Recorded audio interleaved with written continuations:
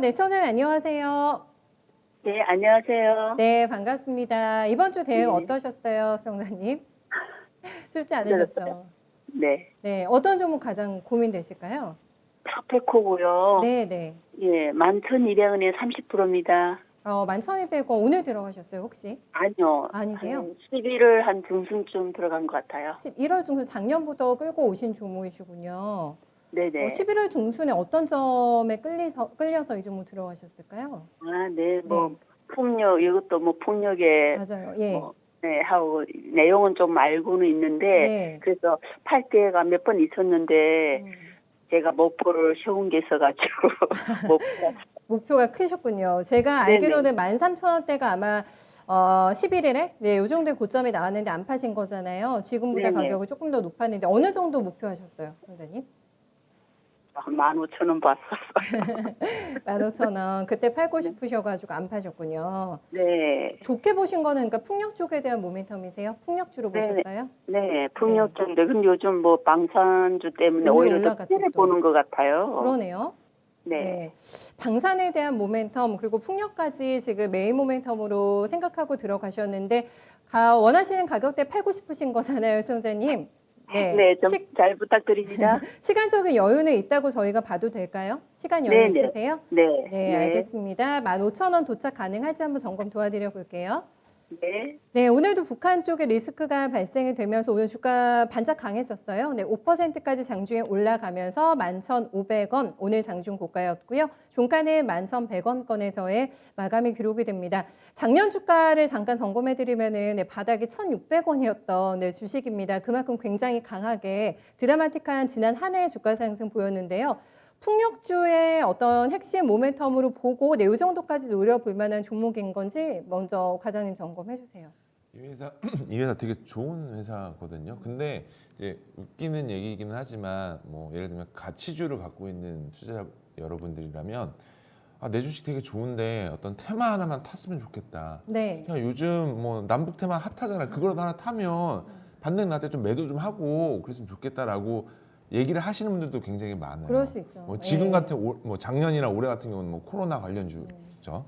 근데 스페코는 사실은 테마를 차라리 안 타는 게 더 좋을 거라고 생각이 들어요. 그 이게 정도로 탄탄한 거예요? 전반적으로 이 스페코라는 회사는 전통적인 남북 이게 뭐라고 해야 되죠? 방산주? 그러니까 방산주잖아요. 전쟁 관련주로 전통적으로 묶여 있는 회사가 통상적으로 빅텍이란 스페코인데 네. 이게 사실 작년 5월, 6월 달에 주가 보면 이게 뭐 거의 5,000원대 있었던 주가가 며칠 만에 거의 뭐 만 3,000원대까지 올라왔었던 적이 있었죠. 이것도 사실은 전쟁 관련 테마가 떠서 올라갔던 부분들인데 이렇게 주가가 올라가 버리면은 폭력으로 보고 들어온 사람들이 다 매도를 해버려요.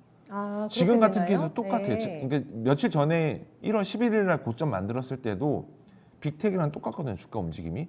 이때도 사실은 똑같아요. 이때도 좀 갖고 있으려고 한 폭력 관련 섹터로 묶여서 좀 갖고 있으려고 하면 좀 전쟁 관련주로 묶여서 기관들이 다 매도해버리고. 방해 요인이고요. 네, 이게 사실은 테마가 방해 요인일 수밖에 없는 상황이 돼버리고. 왜냐하면 회사가 사실 예를 들면 실적이 안 좋거나 그런 상황이었다라고 하면 이런 테마가 좀 긍정적인 요인이 발생이 될 수도 있었겠죠. 네. 그런데 이제 스페코 같은 경우는 실적을 보더라도 완전 턴어라운드에 성공을 했습니다. 이게 이 회사가 지금 멕시코 법인을 갖고 있는데 지분율이 한 89%, 90% 정도 있어요.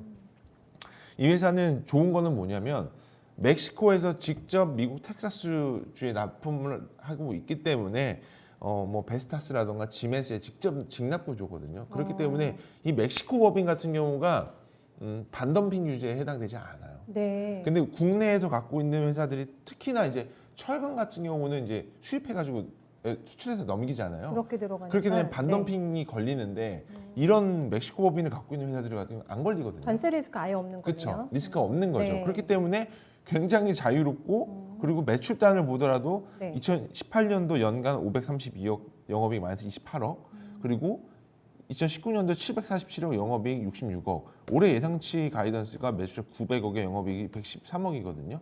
근데 통상적으로 풍력 관련된 섹터들 뭐 유니슨이라던가 뭐 동국NCNC라던가 뭐 이런 회사들의 밸류에이션이 통상적으로 한 25배, 30배 받아요. 어. 근데 이 회사 지금 올해 실적 기준으로 시가총액을 보면은 현재로서 이제 10배 정도의 거래가 되는 거거든요. 아, 10배는 아니죠. 한 15배 정도 그 정도. 되죠. 예. 그렇게 되면 동종업종보다 저평가되어 있는 상황이라고 볼 수밖에 없어요.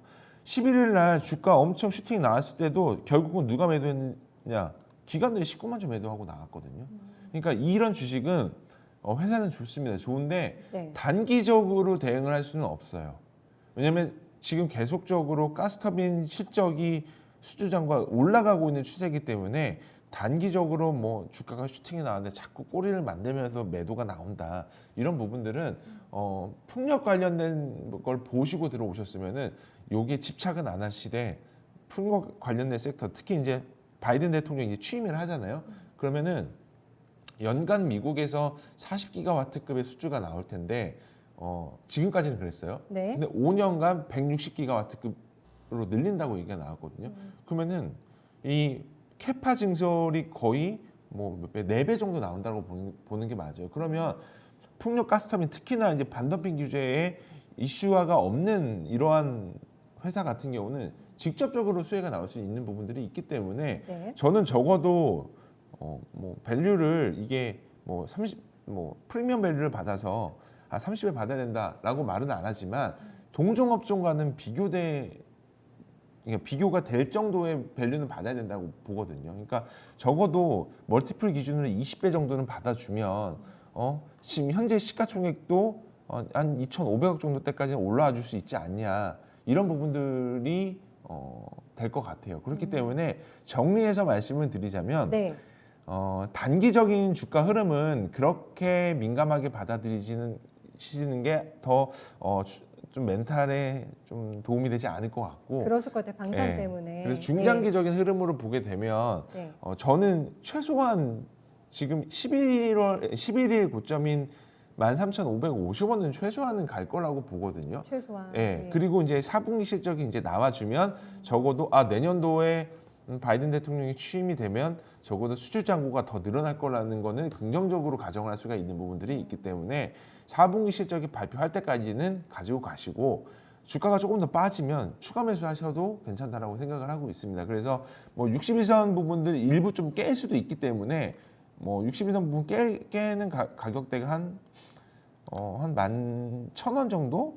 아니, 1,100원 정도 되는 것 같아요. 요 정도 그 자리대 오면은 추가 매수 한번 해보시고 저는 바이앤홀드로 보시는 게 맞지 않을까 이렇게 생각을 하고 있습니다. 네. 선자님, 네, 충분한 답 되셨을지 풍력주로 제대로 들어가신 종목이 맞다라고 하네요. 조금 안심되실 것 같으신데요. 네, 들어보시는 거 너무 어떠세요? 감사합니다. 네, 좋은 네. 결과 있으실 것 같아요. 중간중간에 흔들리더라도 일단은 잘 가지고 관리하셔야 된다고 합니다. 기억해 주세요. 네, 잘 보고 있습니다. 감사합니다. 네, 감사합니다. 좋은 수익 내셨으면 좋겠어요. 네.